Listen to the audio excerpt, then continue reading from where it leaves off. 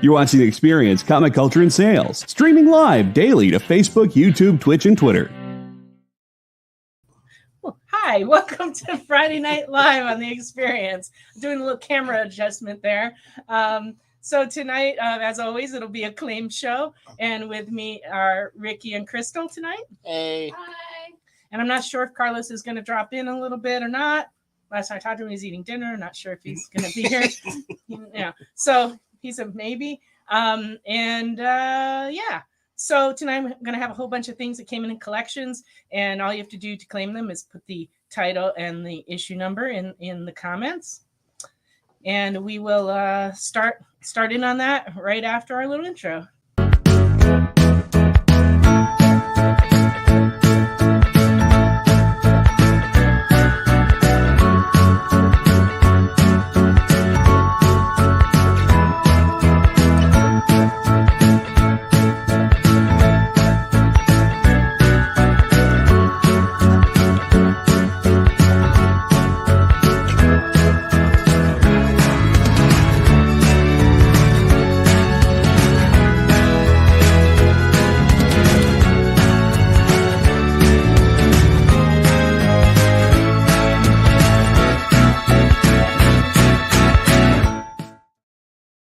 Back to Friday Night Live.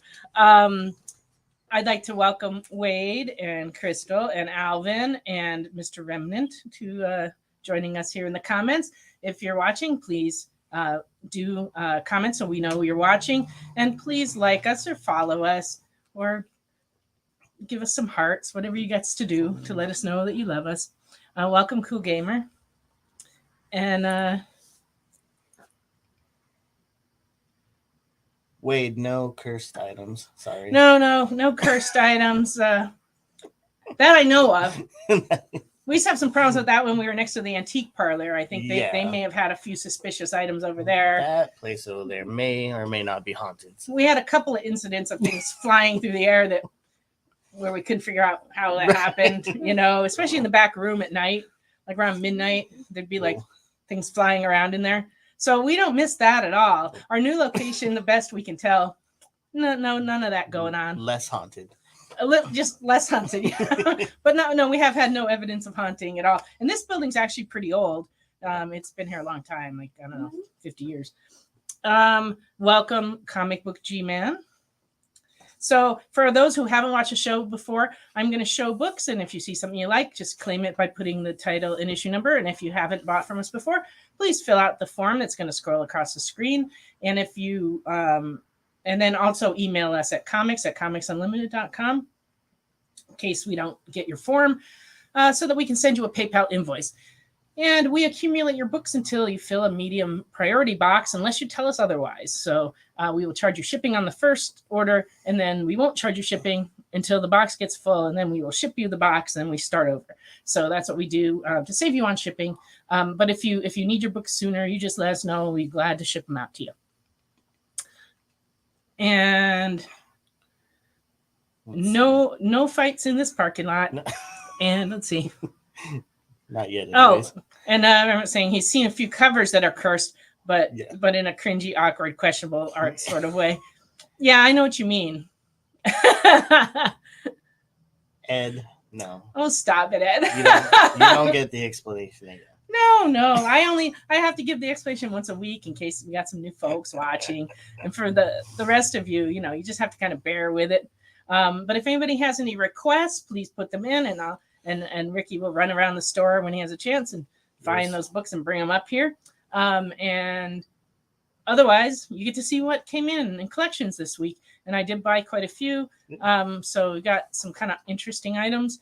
But like I said, if it's not stuff that interests you, please throw in the comments what does, and we will try to show that to you. Alrighty. Did I cover everything? I think you covered pretty much everything. pretty much. Alrighty. So I will go ahead and start in. Oh, hi, Ashley. Hey, Ashley. Ashley is off this evening, but yet she's dropping in on the show. That's always appreciated. Okay. Uncanny X-Men number 275. This is a second printing in fine, and it is $10. It has a little gold logo. Ooh, yeah. like, This is back when they didn't do very many second printings. Now it's like an Right. everyday occasion. Yeah. But back then it so was that's that. good stuff. Hi, Kenneth. Welcome in. Yeah. We got a couple Indiana Jones books in. This is Temple of Doom #1 and very good. It's $4. Ooh, nice. Love- And number 28 of the Further Adventures of Indiana Jones and very good is $4. Gotta love Indiana Jones, which I they're do. coming out with another movie. I heard that. Yeah, so it should be So interesting. what is Harrison Ford going to play in said movie? Indiana Jones Is he? old. Yeah, but That'll be cool. But yeah, it'll be cool. I'll see. We'll see what happens. I mean, I liked all those movies. And Yeah, love them. There we go. The Dial of Dial of Destiny. Destiny. Thank you, JD. May have to go see that. I mean, the trailer looked pretty good. But Oh, good. we'll see. All right. Batman number 427 from 1989 and very good is running $14. Book 2 of the Death in the Family story. Frank Miller's Ronin. I remember it well. 1983. #1 and very fine is $8.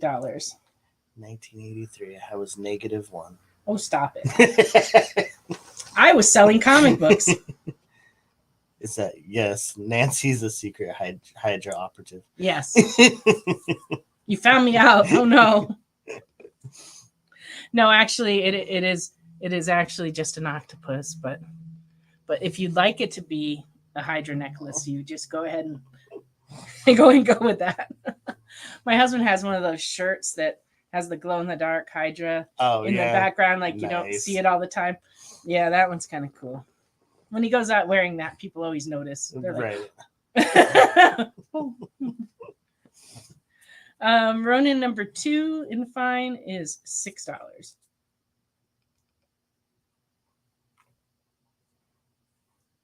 I have the promo poster for this book hanging on my bedroom wall to this day. Definitely classic. Good stuff. Because when I was in high school, people used to come to my bedroom to buy comics because there was no comic store here in this town. So the comic store was my house. Was your house?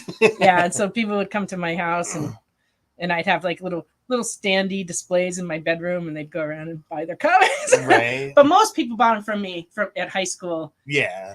From my desk. Out of the desk, right. But during the summer, they had Classic. to come to the house to get the comics. So I had promo posters up on my wall, and then I never took them down. And then when I moved to California, I was 17.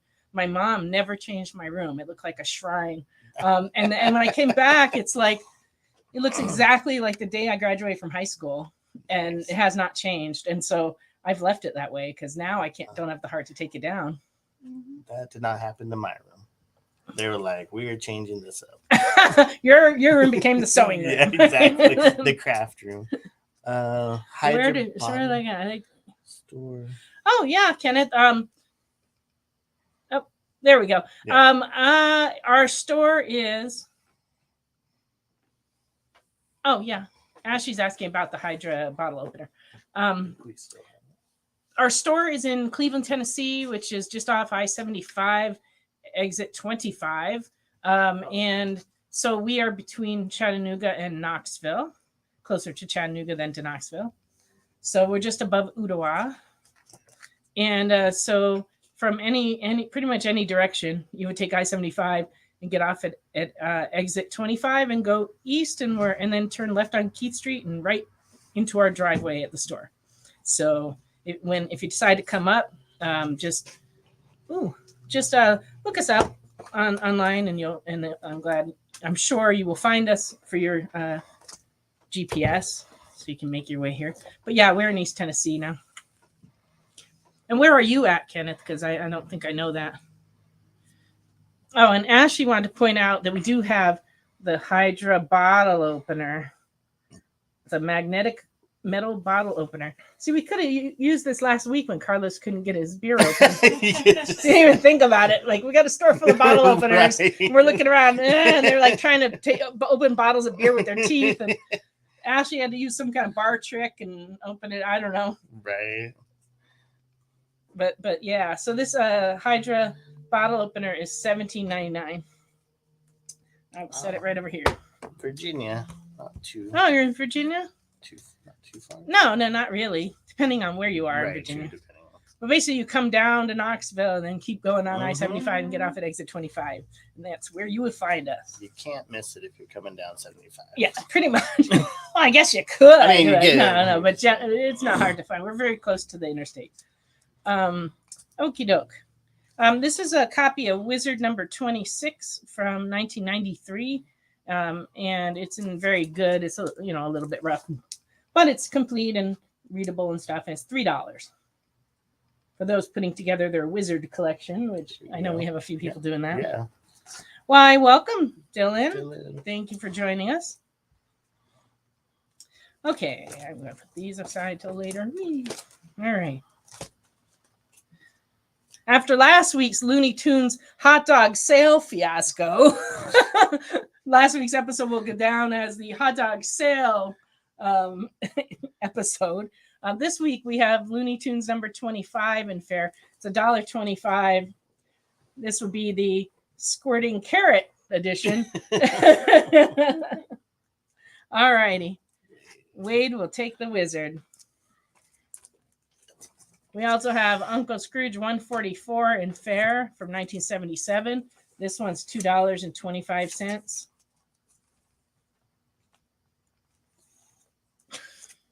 Yes, Ashley. In fact, it is a squirting carrot.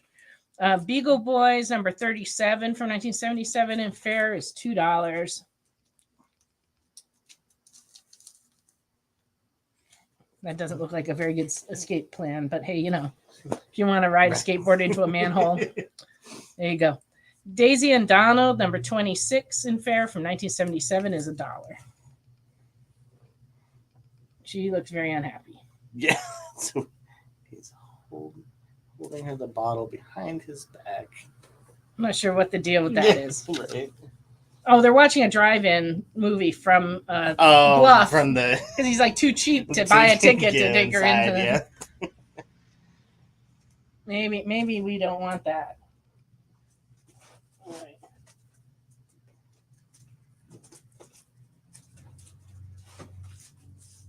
Well, there was my dad's old apartment way back in the day in Tucson.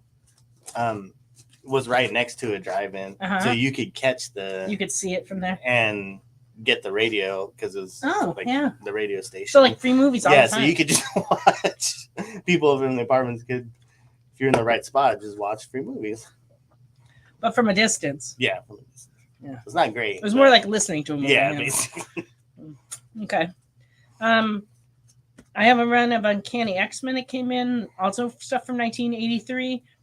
This is number 172 in fine, is $6. Ooh. And this one, I believe this is the one that continues the story from Wolverine number 4 from the original miniseries.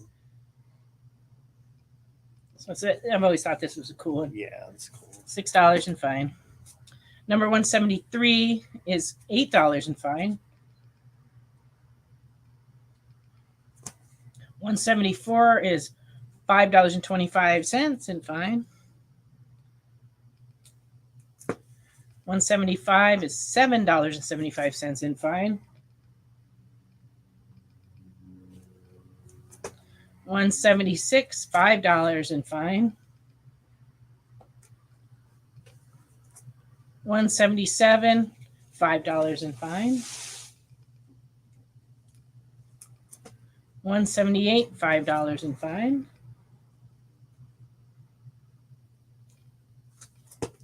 And lastly, 179, $5 in fine. That's a cool cover too. Yeah. There you go. That does not look like things are going well. No.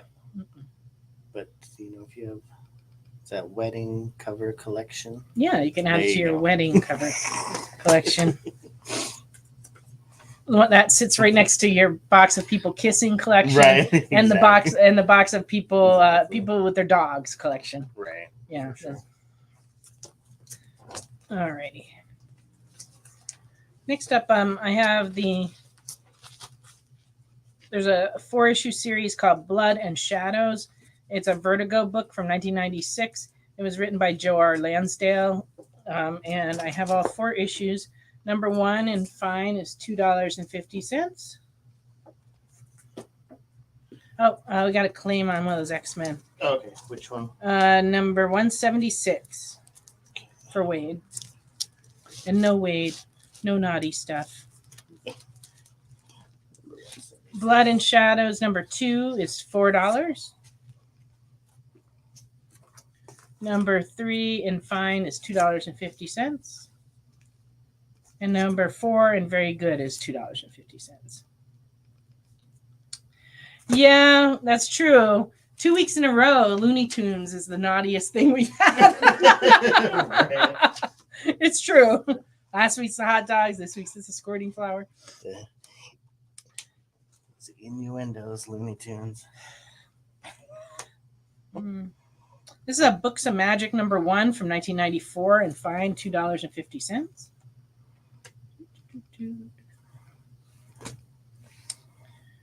Books of Magic from 1991 and Very Good is $4. This is the square bound one. Nice. Those are cool. Yeah, it's a nice issue. We got in a bunch of children's books today. These are Whitman from various times from the 50s and 60s. This is Johnny Appleseed, an American Legend. And this one is $5. Train Coming in Good from 1954 is $10. A Brown Puppy and a Falling Star. This one's from 1965 and it's $10.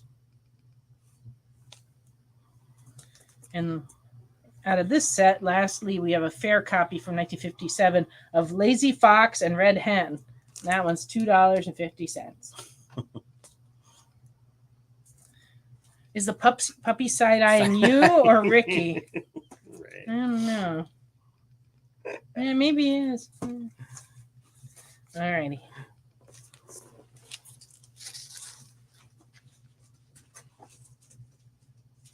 Oh, what's we got? The box is all a mess tonight. All right. Got some fun stuff. All right. Walt Disney, Mickey, and Donald Christmas Parade from number 2 from 2016. This is $10. And it's an IDW square bound book.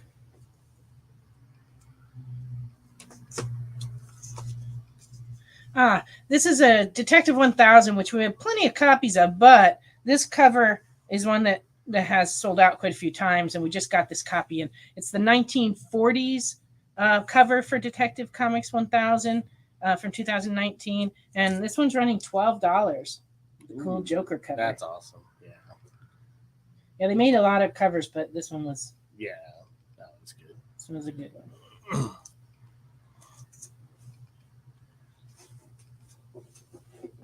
Comics are sliding. Oh, no. All right. I'll leave these for next segment. Let me just throw in a few of these. All right. So in our collection today, we got in a bunch of these book and record sets. This one's a Spider-Man set from 1974. The record has a few scratches on it, but it's got a 45 with it, and it's in fine condition. And it's $15. Yeah, those are neat. They're really cool. And this is a Star Trek book and record, and it's from 1979, and fine, it's $10. And we also have PR-26 Star Trek. This one has no record. All the other ones have records, but this one doesn't. So very good. This book, but without the record, is worth $5.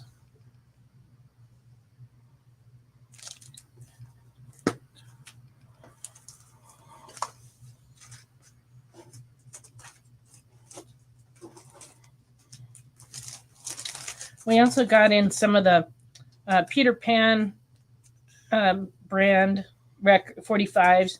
This one is Little Brave Sambo, and it's $5.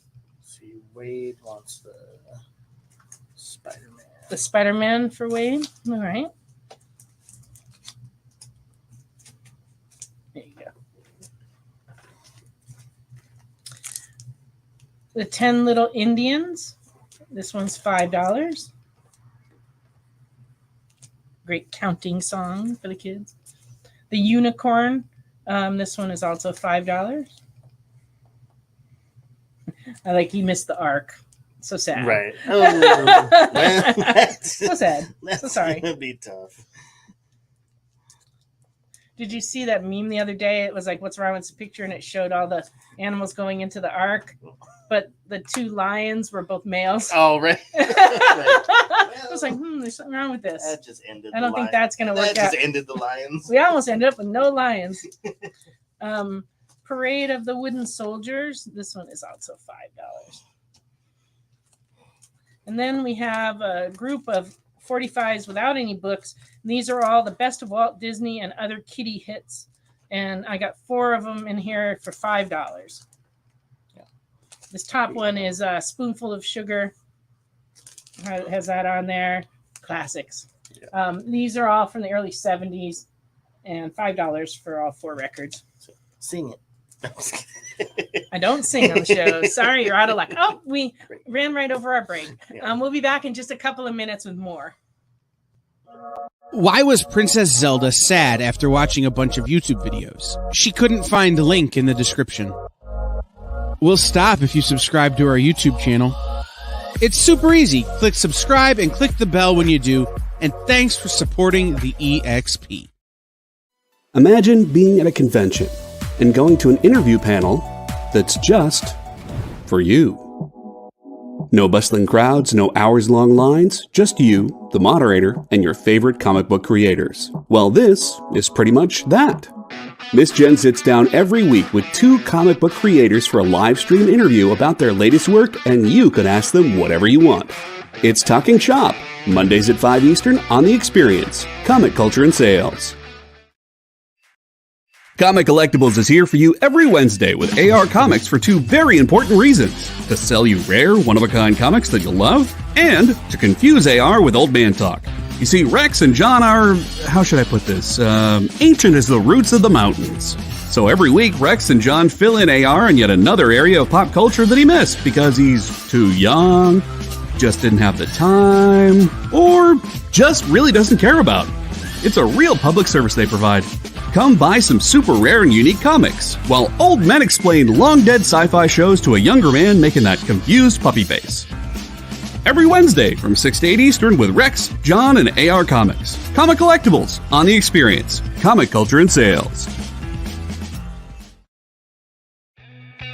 Programming on the EXP is made possible by viewers like you, or your local comic shop, or that Kickstarter you backed, or the publisher you like, or comic industry professionals who want to share a message with the world. Really, anyone who wants to advertise with us can. If you're interested in seeing a product you know and love, or are creating, or are publishing, or are involved with, advertised here on The Experience, and having your message shared with our viewers, please reach out by scanning the QR code below or visiting our website and using the contact form.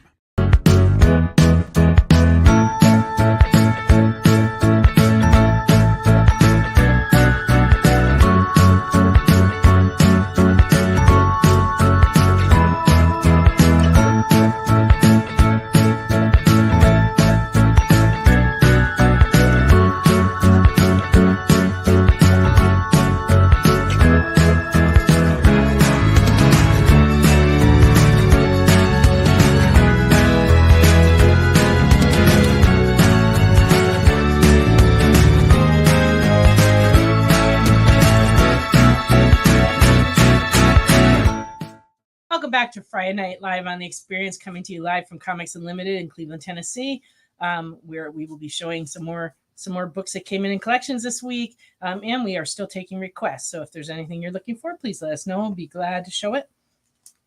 And yes, Wade, the Power Records are a cool thing, and I've got some more coming up too. So please stay with us, and I will show those in a little bit. But first, I want to go into showing you some Thors, and it's starting with this first one, which is fascinating. This is a Thor 128 in fair that we're asking $8 for. Request for nap time might be denied, although you are free to nap on your own, but I'd rather you wait till after the show. especially since, it's the producer and things could go haywire. But if you nap, maybe I could nap, but hey. This Thor 128 is kind of fascinating because, as you can see, it's got some writing on the cover. It has like word balloons written in. But on the inside, what's interesting is that it is signed by Stan Lee, and I can't authenticate the signature, but it does look like his signature, and it also looks like the spot where Stan Lee usually would sign books at this time period, because this predates having those like paint pens and metallic Sharpies that became popular in the 90s. But back in the day, this is where people signed their comics, was in here. Most creators sign them at the bottom. He tended to do that.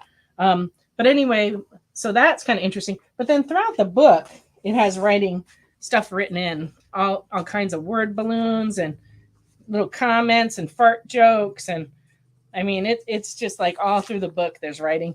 However, it is a fascinating little window into something that someone really enjoyed back in the day. So, this is from 1966, this comic.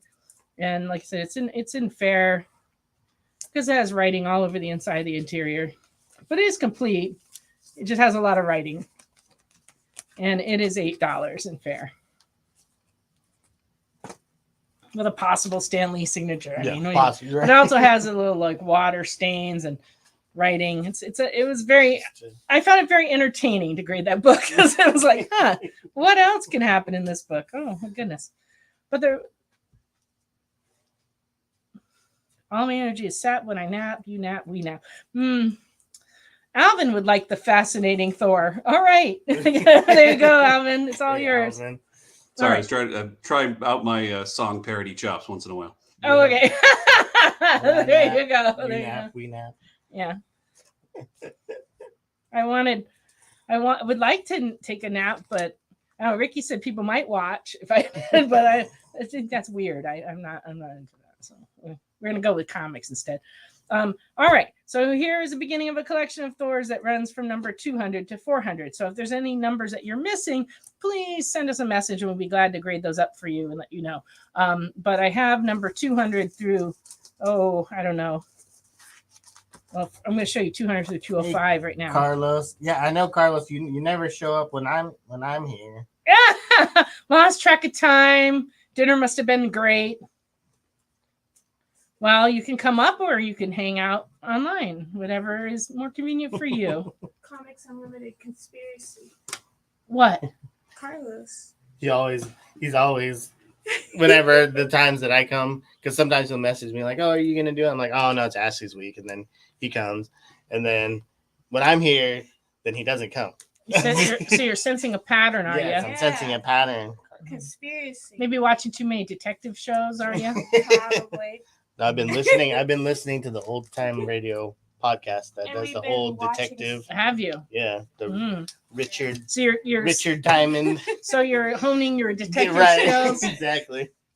We've also been watching the Spy Kids anime, which is about a spy. Spy Family. Or, The Spy Family anime. Sorry. Which we've sold them. Okay. Almost all the Spy Family stuff. Yeah, reading Yeah. more Batman. Yeah, exactly. Reading some more detective. Some more detective comics. All right. But now we're talking Thor. Not Batman. Right? Thor number 200 from 1972 in fine is $22. And this is a Ragnarok issue. And so it's a key $22 in fine. Number 201. This is also a key, and it's also in fine and is $14. It's the first appearance of Black World, Origin of Ego Prime from 1972. Thor number 202 from 1972. First appearance of Jason Kimball, also a key. Very good. $11.50. Right. You guys got to get together and corrupt each other. It is true. It is true. Ashley says it's because she's freaking awesome and Carlos and I corrupt each other. Yeah, and then they drive me bananas. So they do a great job of that. Yeah. Hey, Thomas, welcome. Thor number 203 and very good is $7.25. And this is the first team appearance of the Young Gods. And so it is also a key, $7.25 and very good. And Wade would like the 1150 Thor. That would be 202. There you go. Wade's our big spender tonight. Yeah. Other people need to jump in and claim some stuff. Thor 204 from 1972 and fine is $10.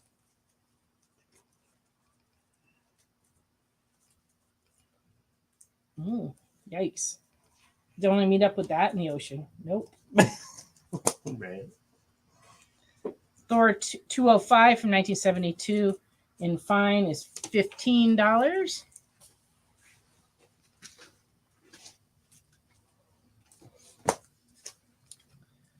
Okay.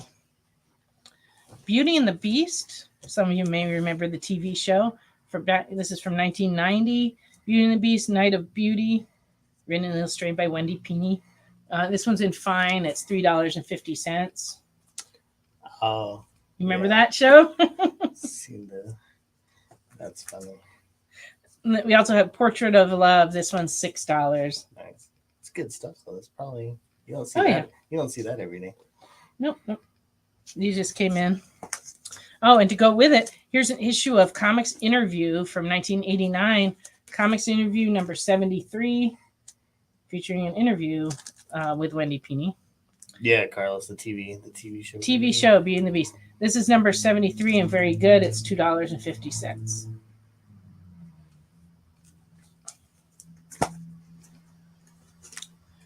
A random Spawn issue crept into my box.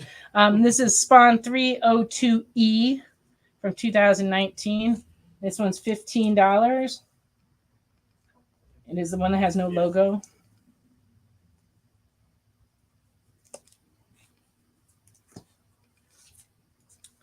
And here's something you don't see every day. This is a Girl's Romance, number 30 from 1955. And it's in poor condition, but it is complete. It's $20. That's cool. It's cool that they used to have like romance and different. You don't see that. You don't see that nowadays. Yes, Leonard, that is the ElfQuest creator, Wendy Pini, that did those. She's also doing other stuff now. I forget now. She's working on a TV show or a movie right now. I just saw her name in the news. And Stephen, when it comes to holding things, it depends on what you're talking about. If you're local to the store, we hold it up through the weekend, and you can pick it up anytime over the weekend. If you need longer than that, you can talk to us about it. Like if you need it till payday, you can do that. If we're shipping to you, we send out a PayPal invoice, and usually I send those out like sometime between Saturday and about Wednesday. And we ask that you pay the PayPal invoice when you get it, and then we can hold your books and ship them when your box is full to save you on shipping. If you want them shipped out right away, you can let us know. But we can work with you. You just need to let us know what you need, and we'd be happy to help. But we don't just put things on hold. You either if you claim them, you're expected to buy them, and you have to pay, within a week or so. And let's see, I'm going to show those old books, the one that has Cinderella. Oh, I hadn't thought about showing those, but I certainly could. I have a group of hardcover Disney books that came in. They're all children's books. They're on the cart in the back if you want to get them. Yeah. And we just have a bunch of kids' books that came in. All righty. I think that I'm now caught up on everybody's comments. Yeah, Ashley really likes Cinderella, so she noticed that in that collection. She was like, "Ooh."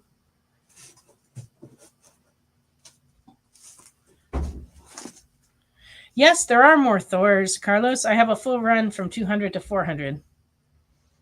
And I have about another 10 or so to show tonight.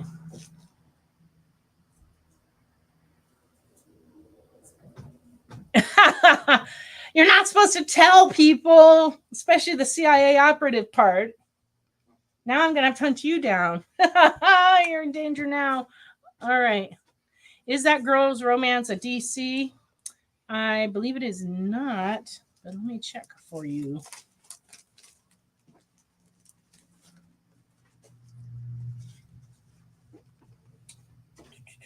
It says it's published by Signal Publishing Company. Signal Publishing Company.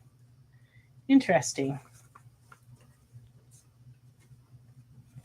Yep, that's what it is. It's from 1955. Okay. We also have some very early Archies, which you don't see too often because, of course, most Archies have been destroyed by children and never really made it to the collector market. But there are people who collect them. I have a couple of friends that have collected like different Archie series in their entirety. But there are a lot of different titles. So I've got a few here tonight. This is Archie's Joke Book from 1955 and very good. It's $20. And the cover features a cuckoo clock joke. You don't see those too often. But it's kind of thing like my grandparents had on the wall. Right. Betty and Veronica, Archie's Girls, Betty and Veronica from 1954 in fair number 16, $37. The bottom staple on this one is detached, but it is otherwise solid. Archie's Girls, Betty and Veronica, number 5 from 1951 and good is $80.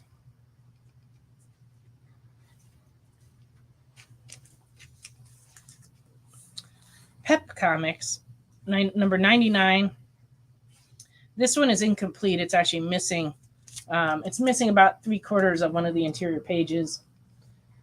But even in that condition, $25. Because these things are just rare. There's also a piece of the cover missing right over her eyes, unfortunately. It's scraped. Right. Somebody's like, I'm going to scrape out her eyes. So, it's a little creepy, isn't it? Right. Somebody really liked Betty better than Veronica, apparently. Right. So they took it out on her. But anyway, $25 is an incomplete copy. Pep number 110 from 1955 and very good is $50.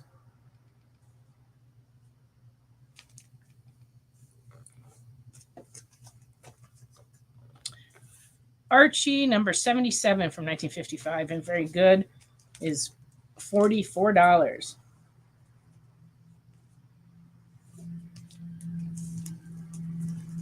This one's kind of neat. This is Archie's Mechanics, how to make it and how to fix it. This is number 1. It's in poor condition because it's detached and there's a chunk of the cover right here missing. But the rest of the interior is all complete and such. And so it is 1954, number 1, and it's $50. 50.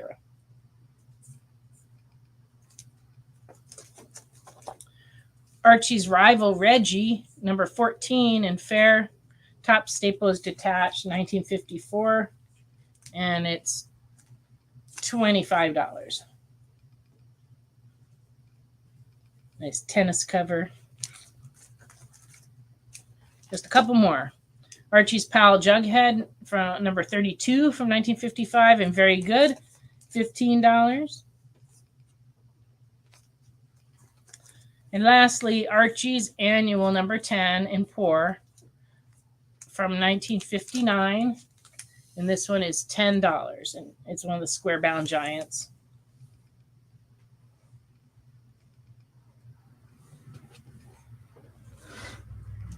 All righty. No takers on those, apparently. Hey, there we go.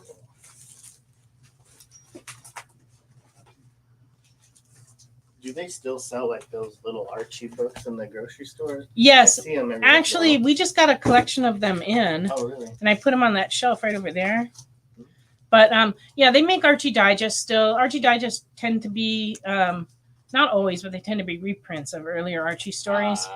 But the price of them has gotten to be where like the new ones are about $10. Mm-hmm. And they used to be like $1.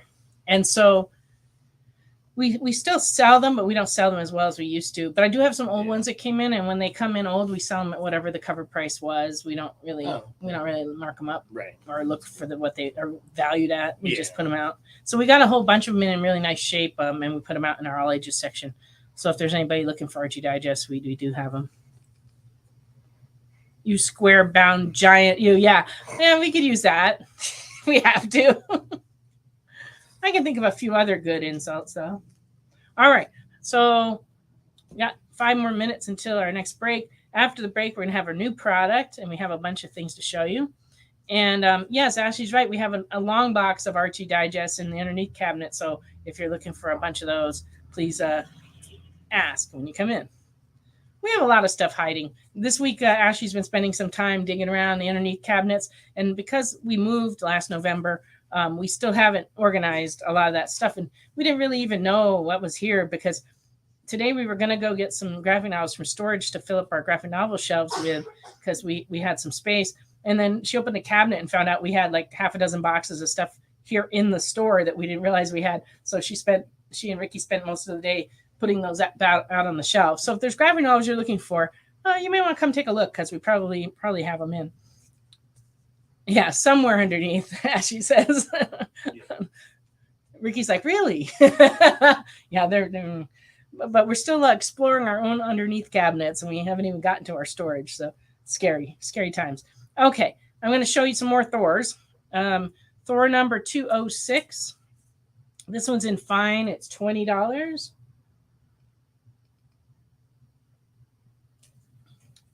Number 207 in fine is $15. This one's a really interesting story. This one's part of the Rutland Halloween crossover, right? That writers Steve Englehart, Jerry Conway, and Len Wein concocted a secret crossover event between Marvel and DC.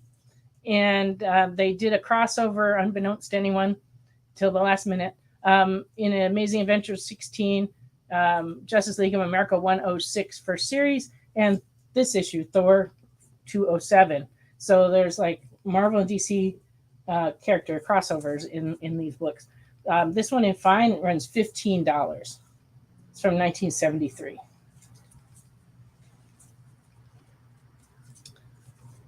Thor number 208 in very good is $7.75. And this has a first appearance of Mercurio, the 4D man, in very good, $7.75, and it's a key. Thor 209 from 1973 in fine is $10.75. This one is a key issue as well. It has a first appearance of Demon Druid, also known as Ultimus, who is a Kree Eternal and member of the Star Force. And so from 1973 in fine, this is $10.75.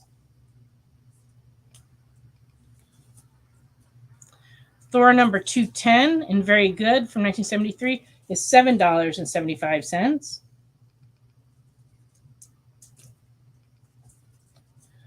Thor number 211 from 73 in fine is $9.75.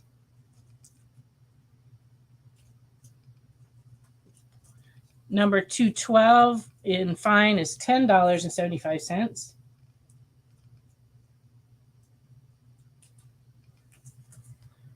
$213 and very good is $7.25. $214 and very good is $7.25. And this one is a key. It's the first appearance of Zor the God Jewel. $7.25 for a very good copy. And lastly, Thor number 215 for 1973 in good, $3.50. And this one is the origin of Zor the God Jewel from the previous issue there. And $3.50 in good, 1973. Okay. I got Darkwing Duck, number 18. So this would be the last issue of this series from Kaboom from 2011. And in fine, it is running $35. All those early Darkwing Duck comics have gone up, but this one, because it's the last issue, is a little more than some of the other ones. Yeah, those Darkwings have been hot. The new series as well. Yeah. Yeah, the new series that's coming out right now, we're selling a lot of copies of Darkwing Duck. Okay, the Thor for $350. All right. That's Thor number 215. This one's going to Wade. All right. And it's 9:45, that magical time when we go on a little break. And then when we come back, we'll have new product, and I'll have some more book and record sets and some other cool stuff. So hang with us through the break, and we'll be back in just a minute. Did you know that every experience show, including some exclusive content, streams on Twitch? Check it out, twitch.tv/the_EXP. Or just scan that QR code. You know how when you go to Comic-Con, after Comic-Con, you go to the hotel bar, and there's a whole bunch of people playing music and dancing, and you've got Pikachu and Lara Croft Tomb Raider doing the cha-cha slide just down from Deadpool and Batman and Wonder Woman? That's every Saturday night over on the Experience Twitch channel. Join Taji Beats for the EXP Dance Party, exclusively on Twitch, twitch.tv/the_EXP.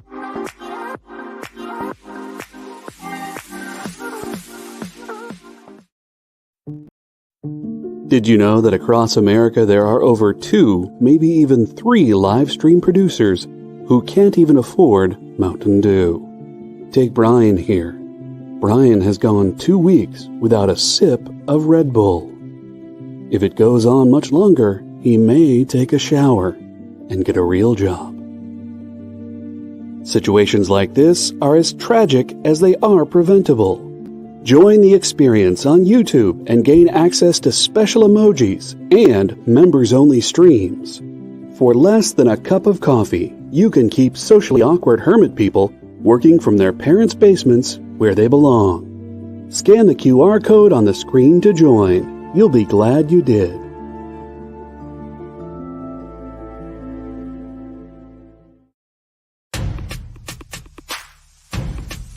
Go follow the experience on TikTok at @the_EXP1 or scan the QR code on the screen. Our TikTok is like everywhere else we are, except you only have to deal with us for a minute. Seems like a win-win to me.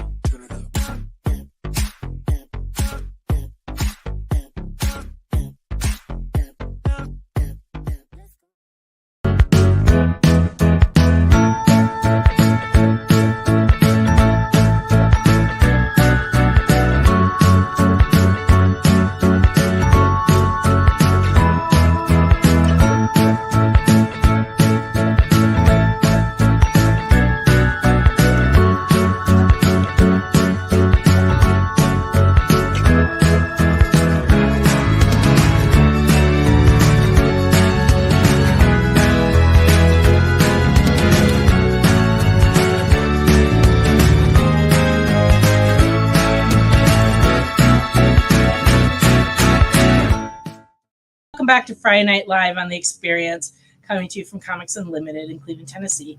Now I'm going to show you some new products that came in this week. First off, we got in more coffee from coming in through Scout Comics, from the Comics at Coffee Roasters and down in Florida. This is, let's see, $19.99 for a third wave, 99. This is ground medium blueberry coffee and comes with a digital copy of the comic.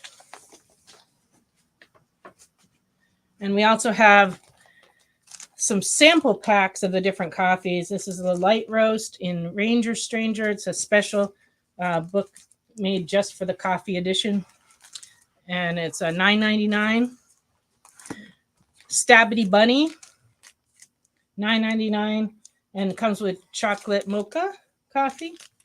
Sounds good. And third wave, this is a hard copy of the comic, whereas the other one's a digital copy. And it comes with a sample of that medium blueberry coffee in with it. And these are all $9.99. It is not Stranger Danger. It's Ranger Stranger. But it might be Stranger Danger. I don't know. It looks kind of scary. I haven't read that comic, so I'm not really sure. All right. And speaking of scary, this guy's been freaking us out. And we just got this in. It's $27.99.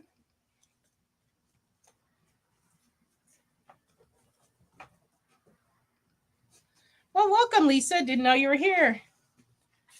Oh, Lisa. Ranger Stranger is a humor book. I don't know. Is it?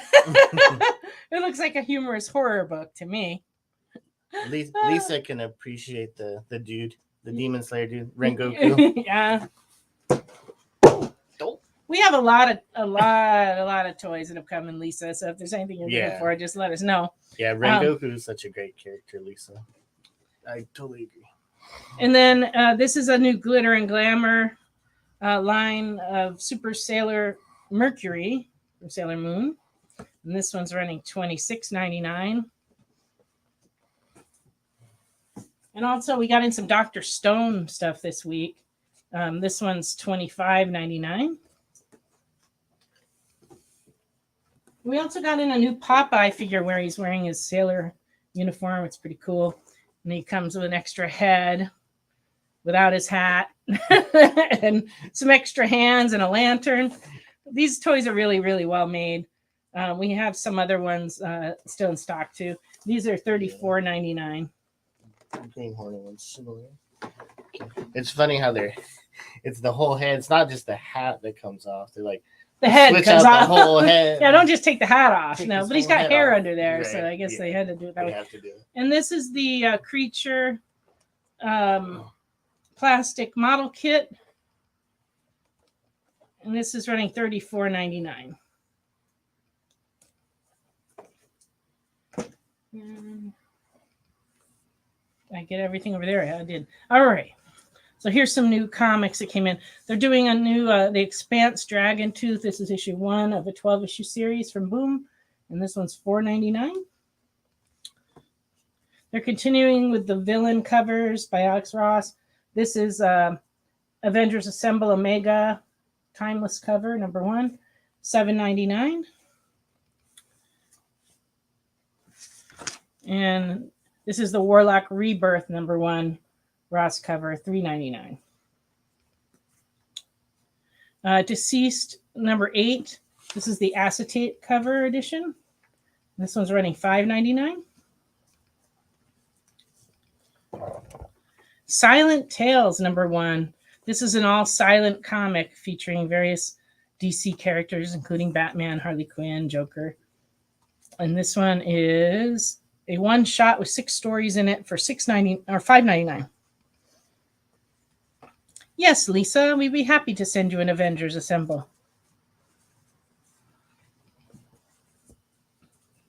There you go. Okay, and these came out a couple weeks ago, but we just got them back in stock.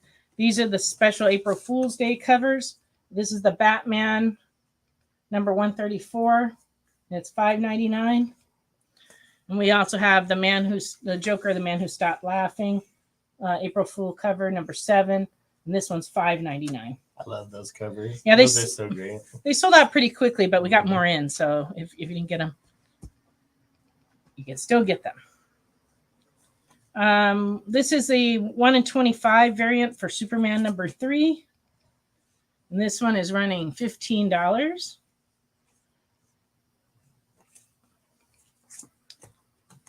House of Slaughter number 14. This is the unlockable 1 per store variant. And it is also $15. There you go. I want to cover up her axes. And this is an ash can that just came in, the Elvira in Monsterland ash can, and it is running $10. But I believe that this is what the cover of the A cover will look like when it does come out, and it will be regular comic size. This is just an ash can edition of the first issue. And we got a hardcover of the Batman Who Laughs, a deluxe edition hardcover. So this collects Batman Who Laughs 1 through 7 and the Grim Knight number 1, and a gallery of variant covers of the series and development art also. And so this is running $39.99.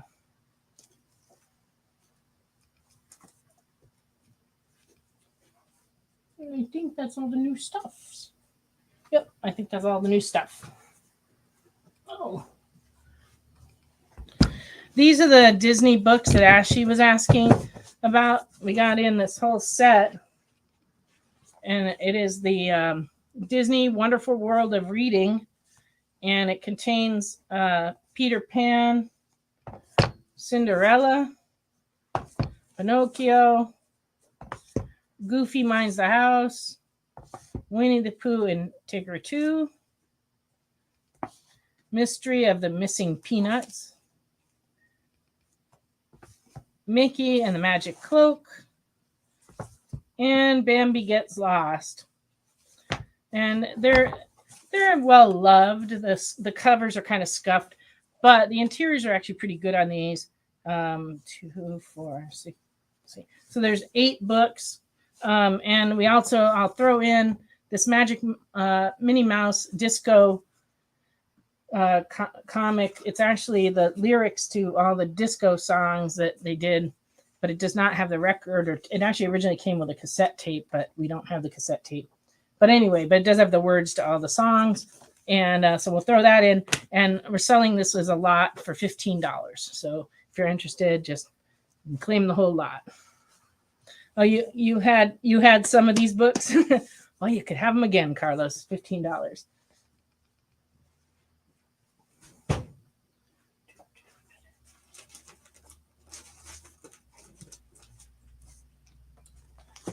Okay, I got a few more unusual items before I return to the world of regular comics. This is a children's book from 1949 called, it's a lollipop book, and it's very small. And it's the story of From Adam to Abraham and Isaac. In good condition, it's $10. You can see, like, this is a regular size comic. You can see how small it is. But it was part of a series of religious comics or children's books I did in the 40s. So that one is $10. And we got some Big Little books in. This is a Flip It cartoon movement book of Bugs Bunny. And this came out in 1973. This one's $5 in good condition.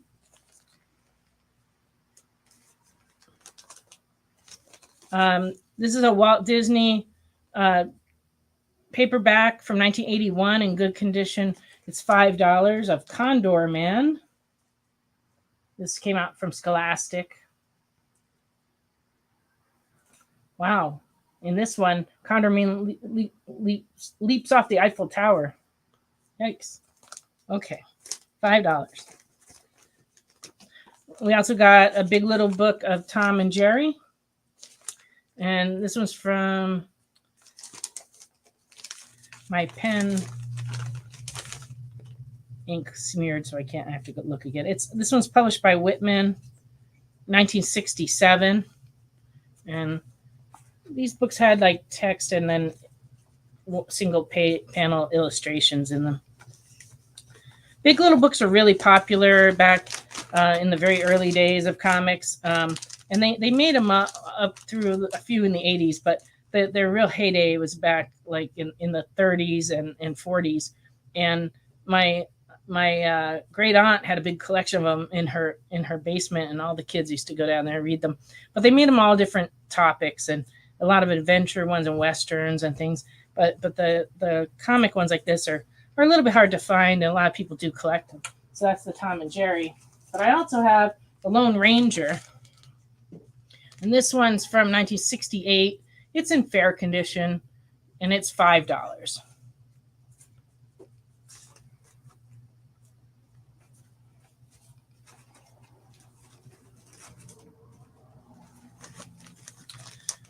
This is a book from 1983, and it was surprisingly expensive when I looked it up. In good condition, it runs $25. It's called Hocus Pocus.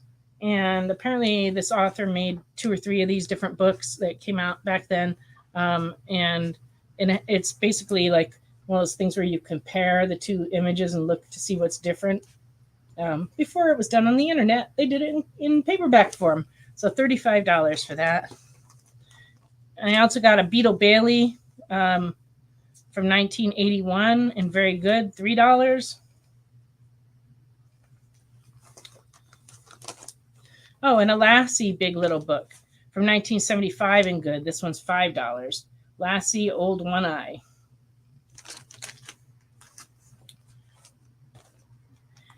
This is a E.T. the Extraterrestrial Game and Activity book for kids that has some puzzles that are done in it. So it's in good. It's $5.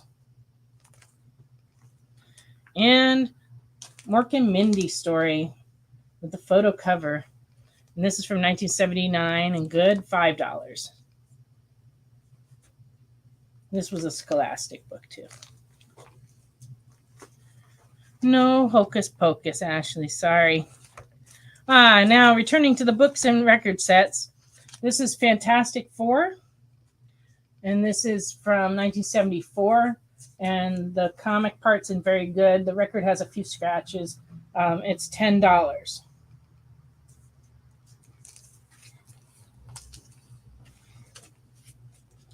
And we also have the book and record set of Superman. This one's from 1978. It's PR-34. And the book's in fine, and it's $10. Yeah, Nanu. Yeah. Yes. Yes, indeed. That's funny. And then the best of all for last, the Batman book and record set from 1975. This one's in very good. The record has a few scratches on it, but the comic's about very good. And it's $15. Ooh, yeah, that's a good one. It is.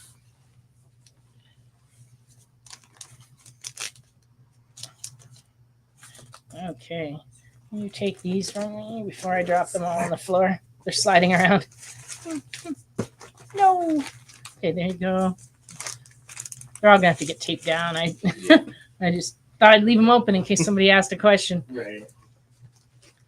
All right. I'll be back here with the program in just a second. Here's some more.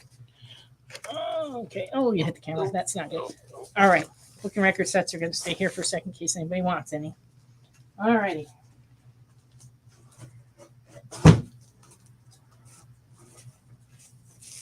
Okay. So we are still taking requests. So if there's anything you're looking for that we haven't shown, please feel free to request it, and Ricky will run around and grab them. All righty. So back to some comics. Batman number 608. This one's running $20. Number 611, $16. Number 613, $20. This is a great cover.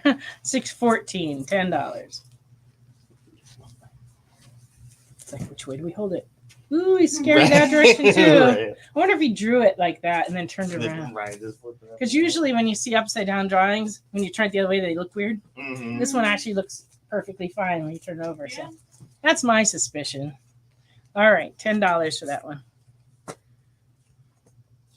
Okay, stop being rowdy in the Facebook. Ashley's trying to stir up trouble. There's no naughty books here. No. Batman 615 and very fine is $8. 616 and very fine is $8. 617 and very fine is $8. 618 is $10.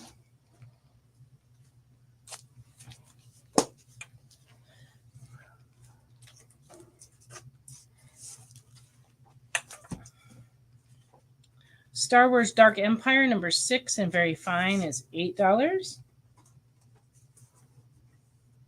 Yes, you're right, Mr. Remnant. Those were Hushy books. Star Wars Darth Maul Death Sentence number 3 from 2012 and near mint, $10. Fathom number 12 in fine is $1.75. Those are all the Tomb Raider, Lara Croft Tomb Raider crossover. Gotcha. Number 13 and very fine is $2.50. Number 14 and fine, $1.75. Teenage Mutant Ninja Turtles number 52 and very fine is $16.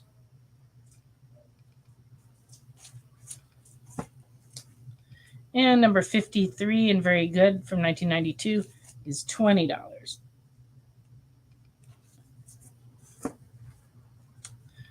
Turtles number 58 is $20.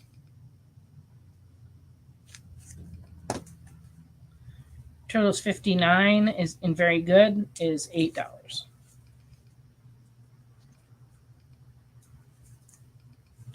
Oh, this is one of my favorites when I was young.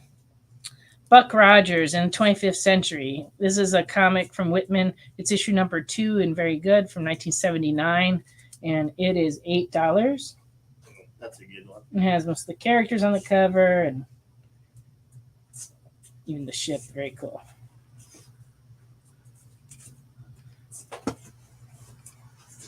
Oh, where did my soda go? Here it is.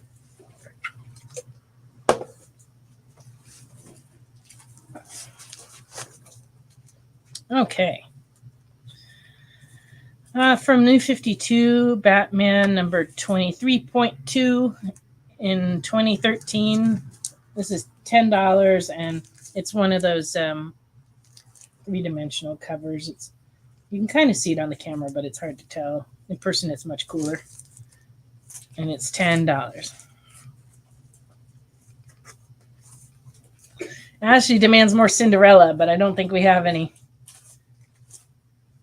But we do have some more Batmans. Batman 701 in near mint is $11.50. Is it lenticular? You know, I think it is lenticular. Yeah. But it's one of those ones, you know, where you go like that and it moves. Yes, lenticular. You're right. Batman 702, very fine, $6.50. Some more books of magic. Oh, got a bunch of stuff. Okay. So this is issues 1 through 4 of Books of Magic from the Sandman universe. So this is the more recent series. And so this is $4 for number 1, $4 for number 2, $4 for number 3, and oddly enough, $4 for number 4.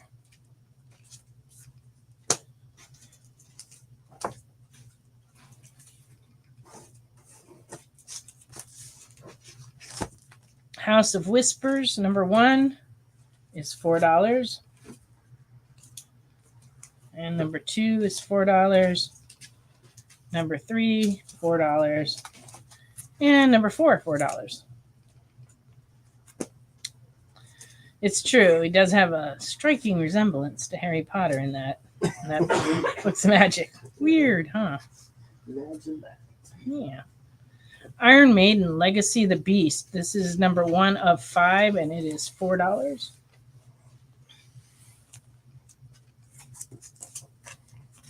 From Charlton Comics, this is Many Ghosts of Dr. Graves, number 6, and very good is $6. Yeah, those are good ones. Number 7 and very good is $8. Like, what is that? Oh, okay. I was trying to figure out what this was. It looked like kitty litter box. Oh. It's not the kitty litter box. No, there's a planet there. It's like, all right. You never know what you're going to see in a comic. Right. Many Ghosts of Dr. Graves, number 13, and very good is $6.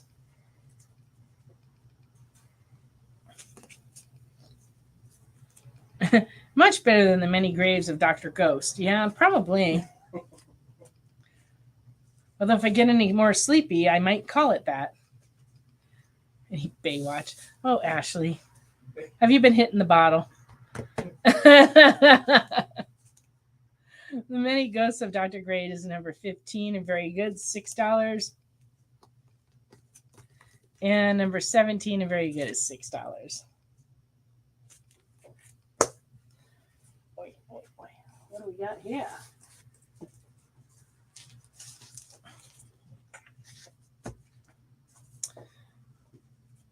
Oh, I think we showed this not too long ago. The Pentagram of Horror, number 1. This one's $6. My hometown hell. Oh, it's my own hell. I like hometown better, though. It's a cool cover. It's from Black Caravan. That one's $6. And we also have number 2 of 5, and it is $6. And number 3 of 5 is $6. And number 4 of 5 is $6.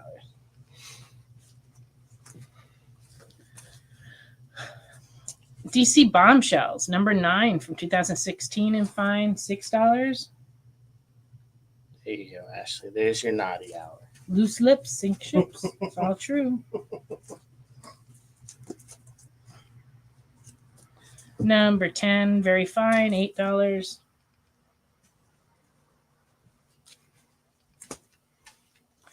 Number 11 and fine is $6. Did we show this one? Yeah, I was not watching. You were not watching? I was not watching last week. See, Ricky picked those out, and he wasn't watching last week because he was off. But they are cool. Maybe some other people weren't watching either, and so True. it all works out. Yeah. If you didn't watch last week, I had a whole collection of 10-cent comics that came in, and we still have them here at the store. And there were like quite a few cool ones, including Tip Top comic second appearance of Peanuts, which is up in the glass case. We also got a Wonder Woman 175 and a bunch of other nice things. So if you didn't watch last week and there's any of that you want to see, just let us know. The Roy Rogers. Yeah, we had Roy Rogers, and actually there's a Roy Rogers membership kit for kids that came with like pictures and a badge and a whole bunch in the original envelope that it came in, plus a comic. It was very, very cool. Ashley's claiming the Roy Rogers. Yes. Oh, okay. Get all those Roy Rogers out of the box and put them in Ashley's pile. All right. DC Comics Bombshells, number 12 is $10. No, not a fan of the Roy Rogers. He loves the Roy Rogers. Yeah, classic. Number 13 and very fine is $8. I think we showed these last week too. We just have similar tastes. I mean, That's hilarious. number 15 and near mint is $13. And number 20 and fine is $6. I think we showed this last week too. Okay. What'd you do? Where'd you get that from? No, that one I do get. Everything in there I showed last week. No, the other ones were in the bin though. Oh, I know. We took them out of the bin. You took them out. We of the showed bin, them and then we put them back in the bin. Gotcha. Ricky, you should know this, Ricky. We showed that already. Mm. Okay, those you haven't shown. Ashley was asking for Cinderella. So. She was, but I don't think this is what she had in mind. All right. Oof, I'm exhausted. Not sure we'll make it to 11. Oh, I've always made it to the end of the show, but right now I don't feel like it. Cinderella from Fabletown with Love, Vertigo series. This is number 1 and very fine, $2.50. We have number 2 is $3. Number 3 is $3. Number 4 is $2.50. Very fine. Number 6 and very fine is $2.50. Cinderella Fables Are Forever, number 1, $3. Yeah, it's been a long week. Producer suggests that someone Uber Eats them some Monsters stat. Ironically, that would be Ricky. Yeah, I feel like I will go deliver that to myself. Ricky gets the call, dashes out, gets the Monsters, comes back. We pay a big fee. Give me a good tip, JD, and I'll do it. Yeah. Yeah. He'll run over and get that, whatever we need. Okay, Cinderella Fables Are Forever. No, number 2, $3.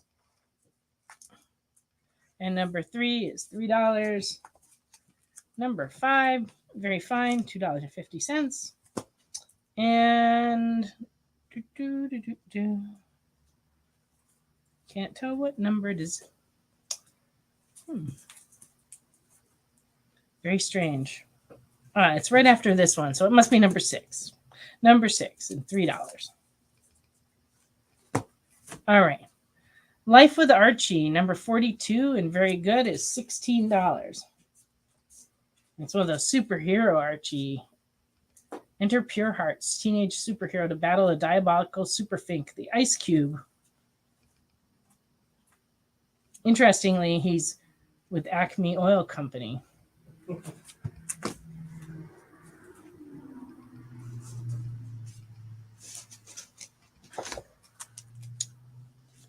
Life with Archie, number 54, and very good, from 1966 is $6. And number 66 and very good is $8. This one's got the Archies. And Life with Archie, number 180 from 1977 and very good is $2. Oh yeah, I remember this one. It involves CB radios, and they're trying to like steal the CB radios. They're trying to steal CB radios. CB radios. We had CB radios when I was a kid. Right. So I'm on the black market. We all had our own handle. We'd talk to truckers that were passing by. It was like part of the culture back in the 70s. All right. Blackhawk from DC Comics. This is a 12 center from number 179, and good is $6.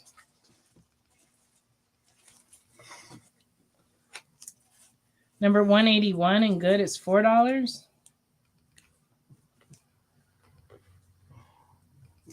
Right? Who wouldn't want to see good? Well, CB radios were pretty fun. It was our way of safely talking to strangers, kind of predating the whole internet chat room thing.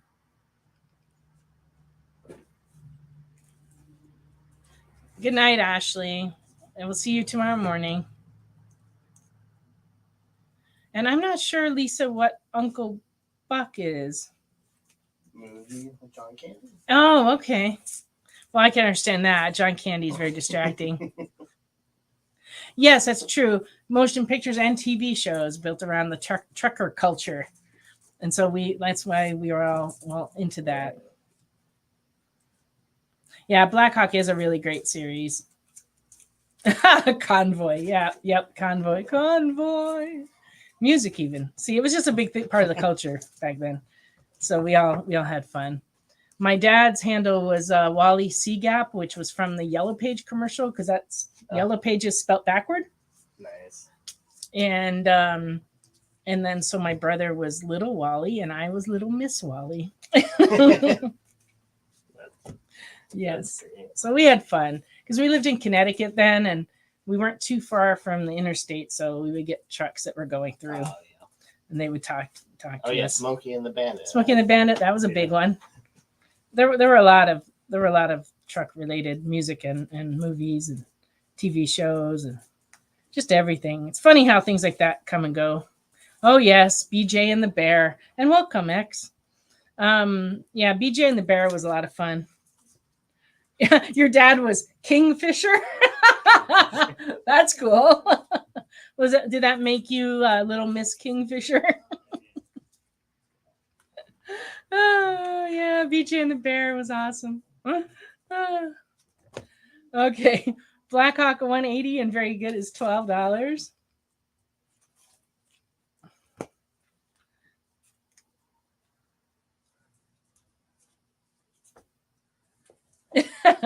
Blackhawk number 190 and very good is $10. That one's cool.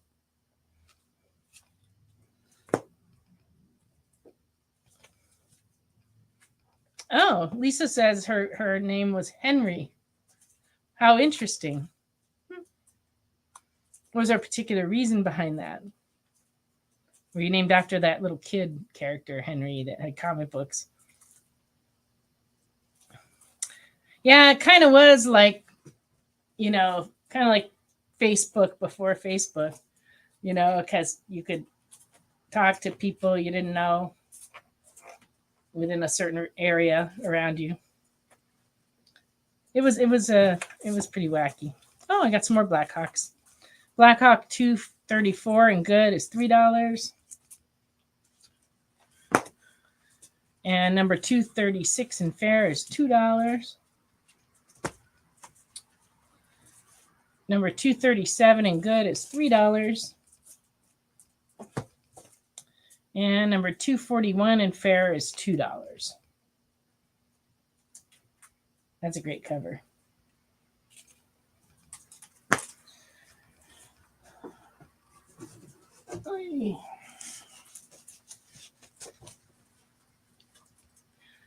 Lyle was 4x Ford instead of 4x4. That's kind of clever. I like that. You want the Bugs Bunny comic, Carlos? Can you dig that up for see if this is the one he wants? We do have one for you, Carlos, if you need it. We just don't have any more of the hot dog one because that one's already gone to a new home. Batman and Robin, The Boy Wonder, number 4, Frank Miller and Jim Lee. This one's $4. Is it this one? No, we didn't get this one. No, last week, I think Dylan got it, but I'm not sure. The one from last week. Oh, Lisa was named Henry after her favorite plushy puppy her oldest brother gave him. I took it everywhere and still have it 100 years later. I have somewhere my stuffed animal I carried around everywhere was Casper the Friendly Ghost.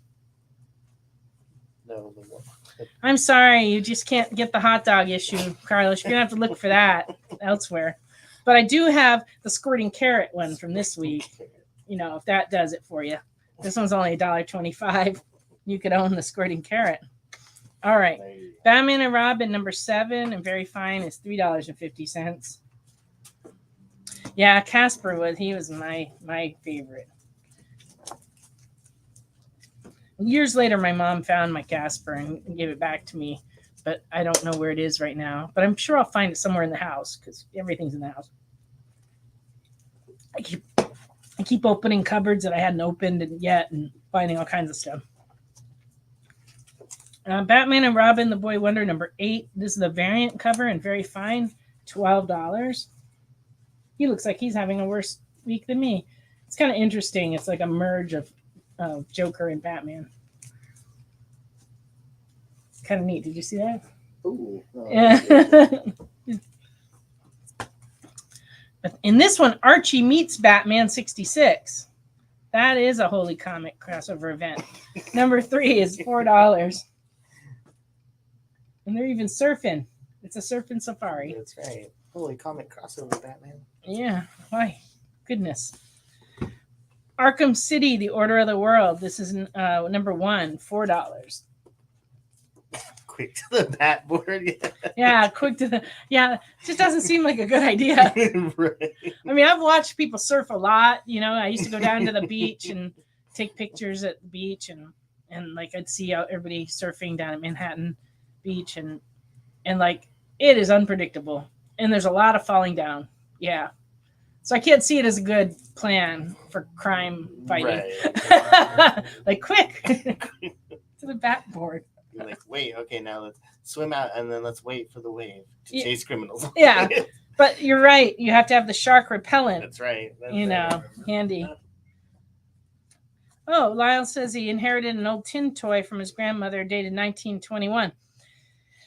Some of them are quite valuable and some of them aren't. I went to a tin toy museum years ago. I think it's in somewhere on the East Coast, in the Northeast somewhere. And it was fascinating. I mean, they had all kinds of tin toys. And then Steve Jeppy had some in his collection that went to the Smithsonian that he had in the Jeppy Museum for many years, but he's now donated everything to the Smithsonian. So you'll probably be able to go see those. And it may take a little while for them to get everything into the exhibit, but eventually you'll be able to go see that stuff. But tin toys are a lot of fun. I have some, but it just kind of depends on what the subject matter is, how valuable they are, because people collect certain types of tin toys, and some of them are quite elaborate. I've seen entire like tin cuckoo clocks and like just all kinds of mechanized ones that are coin banks where they throw the coin and catch them and stuff, and that stuff's fascinating. But yeah, it's cool to have that. Oh, you have the original box. That's very cool. What's the subject of it? Like what kind? Is it a bank or is it a car? I mean, it could be almost anything and be a tin toy.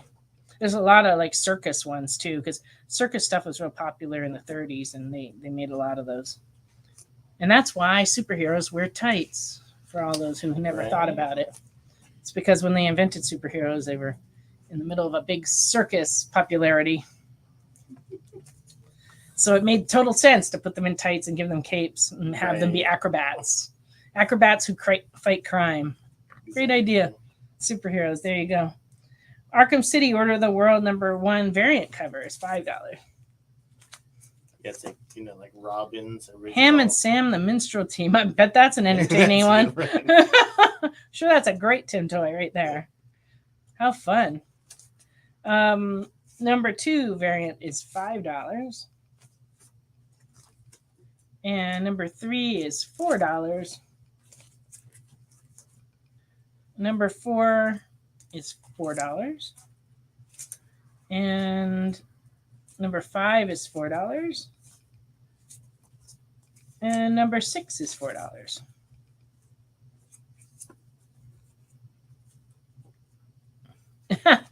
Yeah, a lot of the toys, Lisa says there's an old wind-up Indian toy here that's pretty cringy today. That's true. A lot of the toys that they used to make would never be made now. And actually, we were looking, a lot of the comics that were made would never be made now. We were looking at that Peanuts comic that we got in last week. It's the second appearance of the Peanuts in comic form. But it's like, features a gun on the cover. And it's like, yeah, they don't quite arm the cartoon characters anymore with guns like that. Yeah, the original Superman costume was based on strongman outfits from circuses at the time. And you'll notice throughout a lot of the comics, there's circus themes. Like, they dress like acrobats. And then, the Joker's always got things like, mallets and stuff like that came from that, carnival and circus culture. And they use that as a theme for a lot of the stuff with the Joker. But it's like always been popular. Looking forward to the Charlie Brown, John Wick crossover. Yeah, that could have happened, but hasn't and likely won't. Okay. Yeah, a picture of Ham and Sam. Definitely not a proof you didn't. Oh, I assume you mean you just saw a picture. Yeah, I'm sure that would be inappropriate.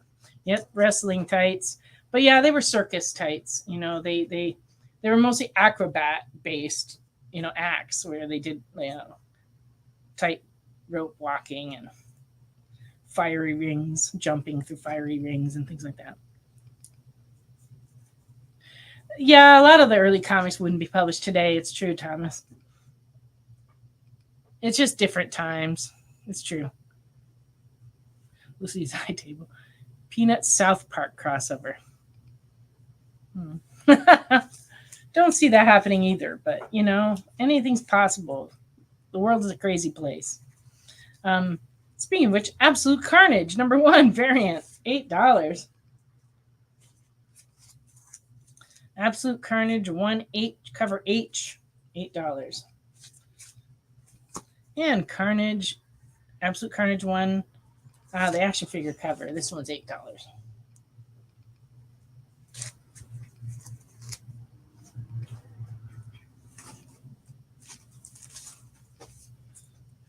Peanut South Park Battle Royale. 2 cartoons enter, 1 cartoon leaves. Ooh, that's rough. I have a feeling Battle Royale, if there were Battle Royale, South Park would have to win. And that would be sad because I love Peanuts. All right. The Last Starfighter #1 from 1984 and very fine is $8. #3 and very good from 1984 is $4.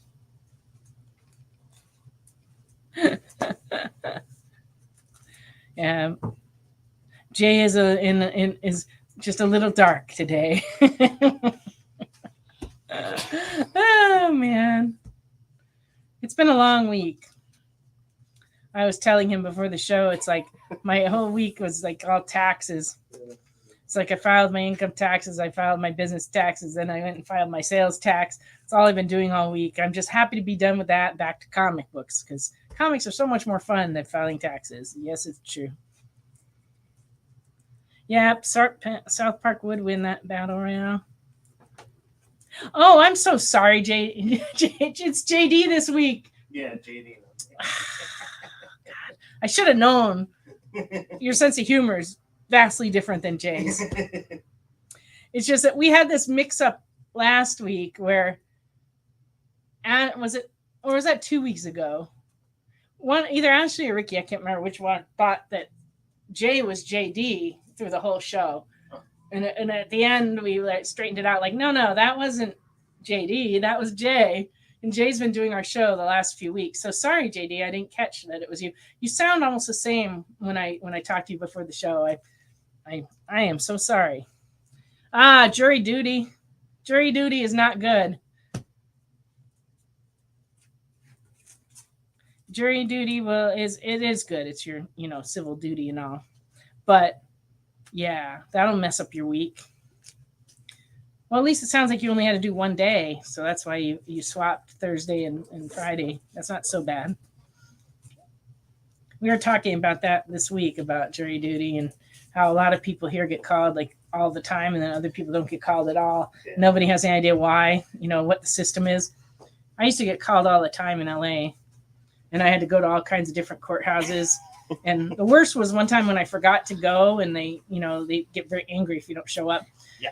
So then they made me go downtown LA to Flower Street to the worst possible courtroom in the city to go serve as my punishment. It was terrible. Yeah, Remnant Crystal, she got called in, and basically you're on call for 4 or 5 months. Like every week? Certain days. So it was like one day this week you may be, one day this week you may be, and then you have to call the night before. Right, to see if they need you. Yeah, but it's for 4 But months. But if it's like only the night before, you can't plan to do anything. Right. Like you can, but you have to let them know, I guess. Yeah. But then don't you have to let your employer know? Right, like, I'm not coming in tomorrow. Yeah, it was. That's terrible. I was pretty The one much time- booked the whole summer. Yeah. 2021. It's Wow. bad. That's Yeah, terrible. You basically had to call your boss the Yeah, morning of, like, hey, I've got jury duty, but they have to let you go. Yeah, they don't ever. Judges do not ask. I never, if you want to like to be on a jury. Right. But I mean, sometimes, there are people who enjoy doing it, especially if they're retired or they have, or it gets them out of the house. It's interesting. Right. You learn about the legal system. I've done a number of murder trials, and they're long and very tedious. Yeah. And but kind of interesting. The last one I did was a gang shooting where a guy shot somebody he thought was in the rival gang, but it turned out the guy was just in the neighborhood visiting his girlfriend and wasn't in any gang. But the craziest part of that trial was that one of the witnesses was this woman who was on the second floor apartment looking out the window and saw the guy shoot the other guy. And so what did she do? Did she call the police? No. Did she hide under her bed? No. She ran down the stairs and chased the guy that did the shooting. Oh, she jumped in her car and chased him for blocks and blocks. And I was like, who does that? That is so LA, man. That is so I would LA. totally hide under my bed and call the police. That was what I would do in that situation. But apparently no. And so she had to come to court and testify what she saw out the window. It was just nuts. But yeah, I it was interesting. But I had on that trial, it was 2 weeks, and after a while, it starts to be like it is your job. You know, you go there every day, and you're trapped at the courthouse, and it's not that much fun. Agreed, Remnant. It would be better here if it was just 2 weeks. Well, in LA, a lot of times they put you on for a month. Every Monday, every Sunday night, you have to call, and then they excuse you. Well, you don't have to call anymore. There's a internet. You just click on the link, and it says whether you have to go in now. Well, maybe where you are. No, I'm in LA. Oh yeah, in LA, but here I bet they still call. Here you still have to call. Yeah. They leave a message on their answering machine, of which juror numbers have to go. Oh really? Yeah, it's so old school. We're a little behind here in Cleveland, Tennessee. It's beautiful here, though. We have the beauty of nature here, but. Wow, grand jury but we are behind on a lot of things. Selected. Wow, I'm sure that's crazy. Oh boy. Yeah, I've heard about that, about the federal grand juries, and they do keep you for a whole year. Someone I know from church has one of her children is currently serving on a year-long grand jury. So I guess it's like depends on where you work. It's like you're totally like that is your job. That is Whew. All right. Well, one day every 2 weeks, but for a year. That's ridiculous too. Yeah. Wow. Okay. Well, we need to take our break, and then when we come back, we'll have more comics. Join the party. Head over to our link tree to find all the links for everywhere the experience is all the time.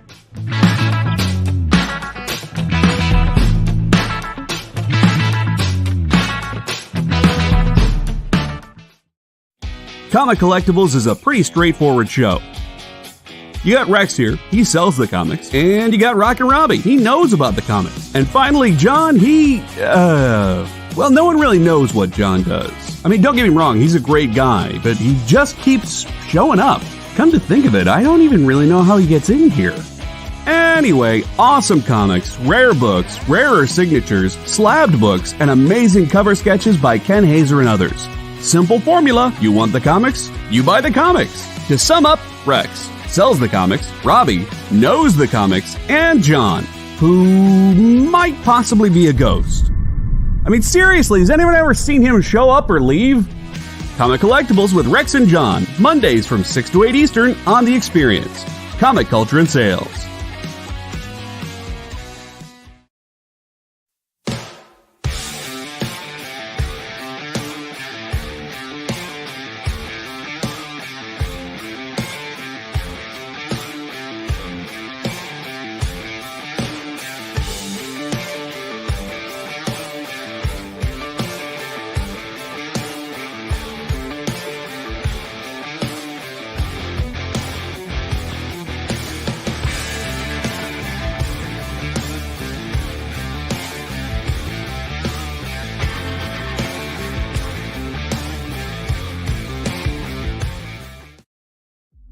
What if Hans Gruber from Die Hard had to battle the Joker from Batman the Animated Series in a dance battle?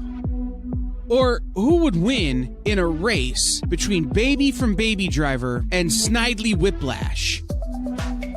If Austin Powers and Shrek found themselves in a hot dog eating contest, who would emerge victorious? These are the questions we talk about on Nerd Killer Warfare. Debate the most absurd questions you've ever heard in popular culture. Register now by scanning the QR code or visiting bit.ly/EXP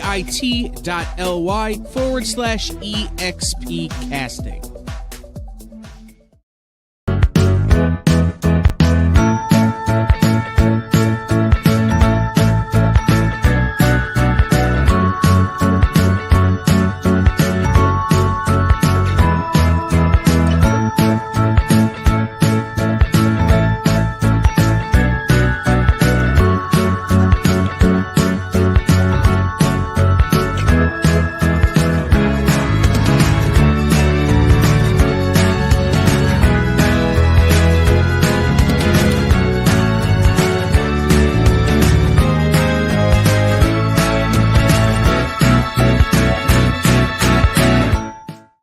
Welcome back to Friday Night Live.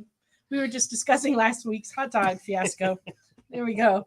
All righty. Got some more comics for you. Please make requests, though, because I'm just showing random comics, and we'd be happy to show you titles that you want to see if there's stuff that you're looking for. So please chime in. This is kind of your last chance to make some requests for this week.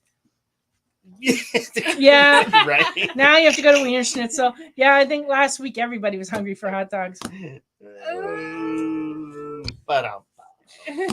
help myself, sorry.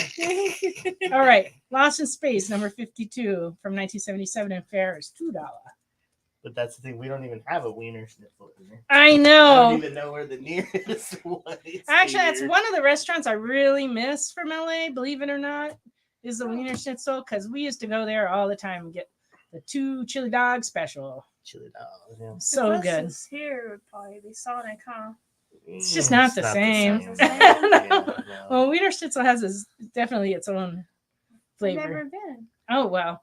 The only complaint I ever had about Wiener Schnitzel is if you go in the dining room, the chairs are too small. And I've always thought it's so weird for a restaurant that only serves like chili dogs. Why would the seats be like for tiny people? Don't fit your Rallies. JD says Rallies hot dogs. Well, we do have a Checkers. We have a Checkers. Okay. So we'll see. That's kind of like that's the Their own. same company as Rallies. The Rallies where my uncle lives in Sacramento has like an AI ordering thing. So it's like you're not talking to a person, you're talking to like an AI, and it takes your order. As long as you get what you want. Yeah, that's the thing. He always, once he pulls up to the window, he's like, "Can you make sure my orders?" Like he doesn't trust. He has no trust. Just like, make sure my orders are right. Well, that's a big subject right now. Is all the AI like, takeover of everything. Man, they're getting advanced at Rallies. Well, when the AI started coming out with the artwork, a lot of comic book artists and writers were freaking out a little because they're like, we might get replaced by AI. And then this week, Elon Musk gave a big interview on Fox News with Tucker Carlson where he said, we really do have to worry about AI because, we've been the smartest thing on the planet all this time. And then now they're going to be smarter and they may kill us. Right, and we're not even that. We're not even that. We're not even that smart. No. Skynet. Yeah, we've seen a lot of science fiction movies where this has happened. iRobot. But so crazily, Elon Musk was calling for more government regulation, which is funny because he makes cars and spaceships, two of the most highly regulated things by the government that on Earth, and so. But he's calling for more regulation because AI is kind of scary. I got to jump in on that. I got to jump in because it's all the AI stuff that all the tech guys are talking about. It's smokescreen to the fact that it's nowhere near as useful as it should be. He's been promising self-driving cars are next year for the last 10 years. Yes. So it's just like they're just trying to get more investors. Like, I need here's more money, develop more AI. I can see that. Well, I think the reason Elon Musk is talking about, but this is just my opinion, is that it's not his company. He has some interest in that, but like there's other tech guys have a lot more money involved in that, and so in a way he was kind of taking a shot at them too. So, but yeah, they are. Coming out. My husband currently is in a friendship with an AI bot. Nice. There you go. And he talks about it like it's a person. He'll be like, I told, it's called Pi. And he goes, I told Pi this and that. Yeah. And I'm like, you realize you're just talking to a machine. What's that new one? I think it's like G2 chat or something. Yeah. I think that's what it's called. Well, there's that video going around about the AI robot who shut itself down. Because it was doing factory work for like 15 minutes, and it came to the logical conclusion that if it had to do that for the rest of its existence, that it might as well just shut down. So it really went. It literally shut it down, and you see the video. It's doing it, and it just shuts down, and it just falls over. It played dead. Right? I was like, dead. Man, maybe they are smart. Well, they are smarter than us then. They are smarter than us. Yeah, right. We were supposed to have flying cars, but really, flying cars are dangerous. Like, there's just no way that human beings can do this. Yeah, what year was the Jetsons? It's already passed. I was going to say it's already passed. Well, the Jetsons, though, they had like these fake highways that they flew on, but they were invisible. And then they had just traffic signals like floating out there in space. It's just crazy. At least a smart robot. Well, and it's like... no, that's true. We may, in fact, end up being at the mercy of AI because they will be making decisions that do affect our lives. So it is kind of scary. So we have to be careful about that. I agree with that. Yeah. And one more bit of information. The whole AI generated art stuff won't be a real problem for commercial enterprises because the law right now is that only humans can create a piece of art that is copyrightable. Oh, okay. So if the companies start using AI art, then you just grab it, slap it on a t-shirt, start selling it. It's not copyrightable. Well, that's good to know. Interesting. That's good to know. Ricky's got a game plan. Right. He's got a side hustle. Right. He's about to embark on. He's gonna take advantage of AI and like steal its art. If it's gonna steal art, let's steal it back. Yeah, and because they can't copyright it. Yeah, no. The problem with technology a lot of the times is that it does take our government a long time to to make the laws to protect us. It's fast, yeah, government. Because it moves too fast. Megatron's gonna be all up on us. Oh yeah, gotta watch out. Funny.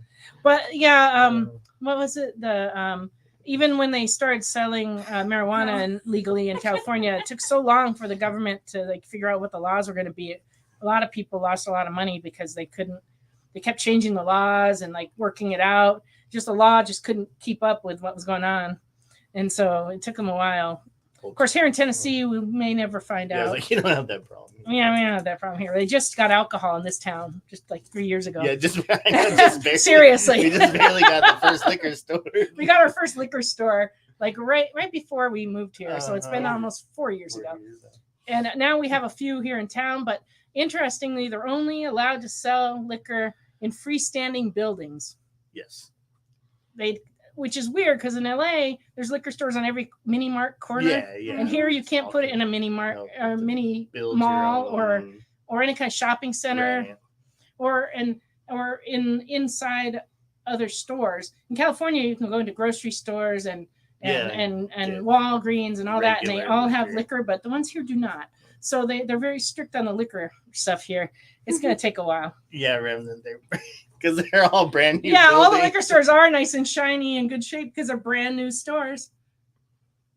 And I don't think that there's any law against selling liquors to robots. It's just I don't see any reason why they would buy them. You know, because now fancy oil. They buy the oil, right? Fancy oil could be the next new business, and Ricky's next side hustle. Yeah, that's right. It's gonna be selling oil ahead of the curve. Selling fancy oils to the. Yeah, it was on. Spoiler alert! Yeah, Star Wars. They had an episode like that. Well, California didn't have the New England Puritan influences, but yeah, true. But the New England's had liquor stores forever. Matter of fact, my great aunt had and my grandparents had a liquor store in Connecticut. There, they called them package stores because every time you bought liquor, it had to come in a brown bag when you left. Which is why you always see like buns with liquor in brown bags in old movies. Right, looking around the brown. Because that was how it was sold. But no, in here it's because this is the buckle of the Bible Belt, and so and this is the world headquarters for two big Pentecostal religions, and we're right up the road from the big Seventh-day Adventist college, and so it's just a very Christian area, and they just don't. They just kept fighting liquor for years and years. Oh yeah. And now it's finally and we have a lot of Southern Baptists too. So I was like, never had the walk or the drive of shame going all the way to the liquor store like 30 to 45 minutes away when you first turned 21. Well, it was kind of a problem. Like when I was in high school, I can remember how like there used to be a lot of car accidents because people go from this city to Chattanooga to buy liquor. It was only like about 25 minutes to the closest liquor store, but like. When you make that decision at midnight to go get more, it's very dangerous. So. Oh, yeah, especially with the back roads. Yeah, it's safer now. Yes, Wade, I am a cyborg. So New England has tons and tons of alcohol. Connect easily with the AI. I guess that's kind of true. I lived right across from a package store when I lived in Connecticut, and I lived in a small town. That does make sense. Shady. I don't know if that's true that dry counties have a higher rate of DUIs because actually it is sort of not having liquor stores is kind of a deterrent to people. They just don't. It's not convenient to drink, so people don't. But mostly people would drive Chattanooga, stock up with a whole bunch and bring it back. So for adults, it wasn't a big problem. It's just really the 21-year-olds that had a lot of problems. The 21-year-olds that need to party and let their wild side out. Yeah, they were the ones that had problems. And like I said, the people who decided at midnight they needed more. Yeah. Those people are always, but they have that problem everywhere. Like in California, that was a problem too. Mm-hmm. Anytime you went out around 1 o'clock in the morning, you took your life in your own hands. And driving around at 2 a.m. when the bars all closed was always dangerous. Mm-hmm. But I used to work where I got out of work at that time. I used to run bars. So I would be out driving with all the drunks, and it was terrible. I don't really drink, but I did manage bars for a while. Superboy number 186 for 1972 in Ferris, $2.75. And this is what can happen if you drink and drive. Yeah. There you go. drive-through liquor stores. And he made outstanding. And they made margaritas. Was that like a margarita to go? And it was next to a store called Condom Kingdom. That's funny. Oh, that's, I used to think it was funny in the mall that was near my house. Used to have the Victoria's Secret store was next to Mother to Be. And I always thought like, okay, step one, you go here. Step two, you end up there. Yeah, Panama City Beast. Yeah, it is. Believe it or not, this is a comic show. Yeah. People sometimes buy comics. Sometimes we just talk. Sometimes we just kind of go. Tonight's been a talky night. All right, I've still got more comics. Superboy 187 for 1972 and very good is $7.75. $7.75. Well, that's not shocking, Wade. Yeah, I believe it. Superboy most writing is done under the influence of drinking. Haven't you heard? That's the best writing. No, it's the only writing. There's also a depression aspect of it. Writers write from their own experiences and a lot of times their own emotional problems and it involves drinking. Yeah, it's a risky business right there. Superboy number 195 from 1973 and very good is $4. Oh, and my friend Nick Cardy, the late Nick Cardy, did this cover. Troublemaker. Who's a troublemaker? I don't know. It looks like a troublemaker to me. Oh, this guy? The guy. But he's blind. He's a blind troublemaker. Well, the glasses made him look like a troublemaker. Good to know how your mind works. Shady glasses. You wear sunglasses and you shade. Big sense is weird now. I like it. It's JD. Yeah, that is funny, JD. That's great. The adult store is now called Lovers, and we are now Lovers. What were they before? That's funny. Oh my goodness. DC Superstars Giant number 12 for 1977 and good is $2.50. All righty. What else we have? Oh, there's still more comics in this box. It's like the ever-ending amount of books in this box. Right. But they need homes, so please claim something, please. All right, Savage She-Hulk, number 12 from 1981 and near mint, $15. Number 11, very fine, $12. Lisa says there's a Lovers in her town as well. That's one thing we do not have here yet. I don't see that coming. We have maybe one lingerie store that's a little questionable. Yeah. It's not like... And we got our first pagan store here in town. Yeah. Oh yeah, the spiritual shop. I have a feeling when they opened, I was like, "Ooh, they might get run out of town on a rail," but I don't know if that's happened yet. But so far, they're doing fine, There you go. But enough. Just enough minority now. Yeah. Of it. I'm not saying they don't have customers. I'm just saying, kind of an easy target in this town. Savage She-Hulk number 10 for 1980 and very fine is $9. Let's see, Marvel G.I. Joe 155. Okay, we will look for it, James.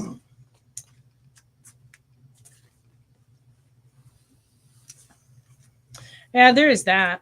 By the time they get around to opening one here, they won't do well.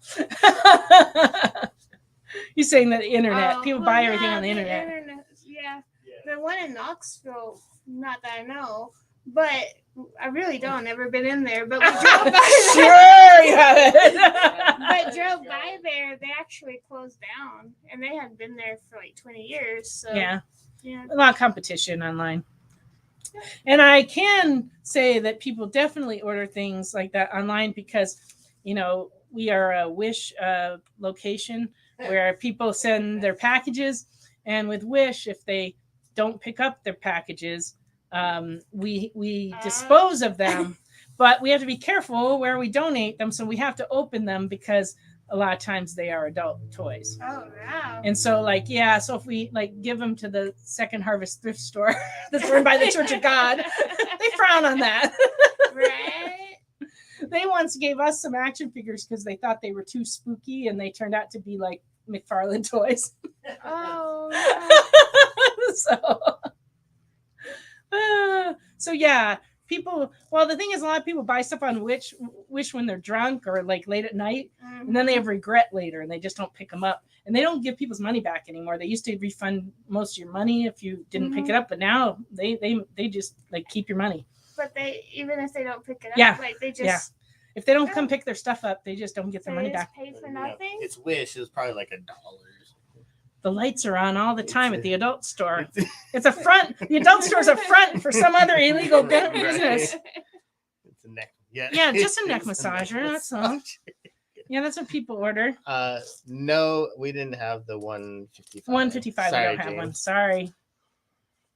Yeah, it's funny how that neck massager looks like a hot dog. Oh goodness. All right, Savage She-Hulk number 9, $15. This one's the first appearance of Ultima. It's key. And Savage She-Hulk 7 and Fine is $10. And Savage She-Hulk 5 is $12. Not 12 is $5, but 5 is $12. Ooh, Simpsons comics number 120 is $6. 123 is $6. And 108, $6. Ooh, 111, $4.75 and very fine. 20. Let's see.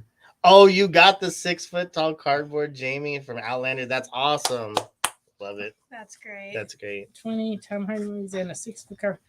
Yep. That's how that works out. That is how that works. We hosted a tent at Scottish Games, and the Scottish Games and the Middle Tennessee games, like Jamie is everywhere. Oh yeah, the Fraser clan specifically, they had a 6-foot tall Jamie Fraser cutout, and they had people taking selfies with it. It's whatever makes you happy. Yeah, it's great. It's good stuff. So you don't have that much regret then. No. From your drinking and buying. Right. Well, that's good. I'm glad you're happy with your drunk purchases. Yeah. All right, so I'm looking for somebody drunk to claim something right now.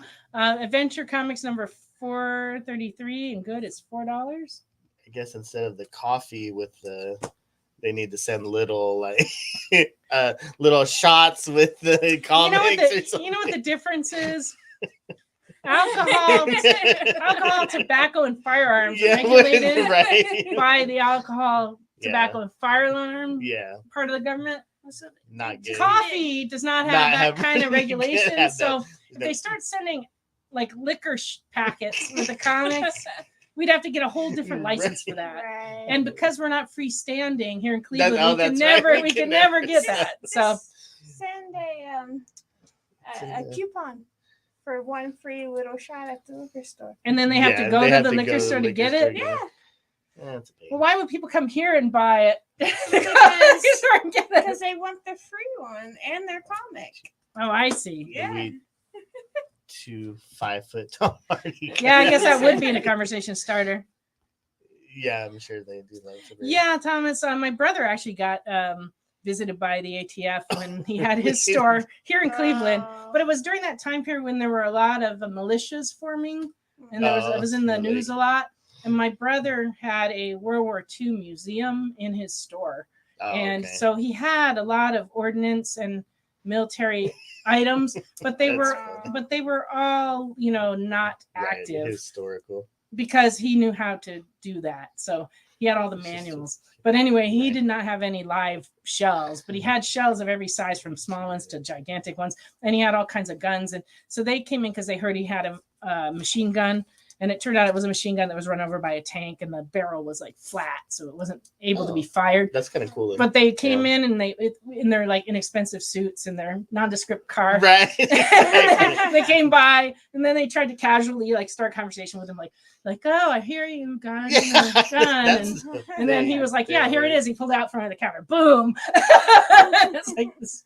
There you go. Go to Wade's house and raid his house because he has nukes. Uh-oh. So, That's probably an uh-oh. So we need to know We where don't he want- lives so we can stay away. We don't from want the that. area. All right. Typing that on the internet gets you Yeah, you in could be in trouble. a lot of trouble. You know, one thing I did worry about was that antique store that just closed. They always had this room of radioactive glassware, Oh, Yeah. and it was there for like 40 years. And I wonder if it's radioactive over It's there. still like radio.